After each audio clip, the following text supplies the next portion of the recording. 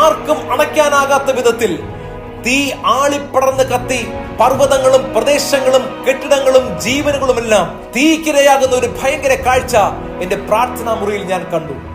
ഏക്കറുകളിലേക്കും കിലോമീറ്ററുകളിലേക്കും കത്തിപ്പടർന്ന കാലിഫോർണിയയിലെ തീപിടുത്തങ്ങൾ ലോകത്തിലെ ചില രാജ്യങ്ങളിൽ സമാനമായ സംഭവങ്ങൾ നടക്കാൻ പോകുകയാണ്.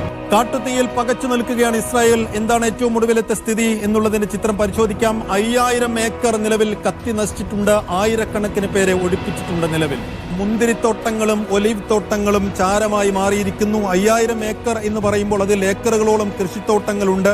ജെറുസലേമിൽ കാട്ടുതീ പടർന്നതോടെ ആയിരക്കണക്കിന് ആളുകളെ ഇസ്രായേൽ ഒഴിപ്പിച്ചു. 23 പേർക്ക് ഈ തീപിടുത്തത്തിൽ പരിക്കേറ്റിട്ടുണ്ട്. തീ അണയ്ക്കാൻ ഇസ്രായേൽ അന്താരാഷ്ട്ര സഹായം തേടിക്കഴിഞ്ഞു. തീ പടരുമെന്ന ആശങ്ക വർദ്ധിച്ചു വരുന്ന സാഹചര്യത്തിൽ രാജ്യത്ത് ആഘോഷങ്ങൾ റദ്ദാക്കിയിട്ടുണ്ട്.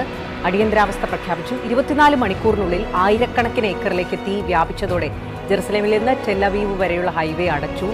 ഇസ്രയേലിലെ ജെറുസലേമിൽ ആളിപ്പടർന്ന കാട്ടുതീ അണയ്ക്കാനുള്ള ശ്രമങ്ങൾ തുടരുന്നു. 24 മണിക്കൂറിനുള്ളിൽ ആയിരക്കണക്കിന് ആളുകളെയാണ് ഒഴിപ്പിച്ചത്. ഇസ്രയേലിൽ റിപ്പോർട്ട് ചെയ്തതിൽ വെച്ച് ഏറ്റവും വലിയ കാട്ടുതീയാണ് ജെറുസലേമിലെ പ്രാന്തപ്രദേശങ്ങളിൽ ഇപ്പോൾ പടർന്നു പിടിക്കുന്നത്.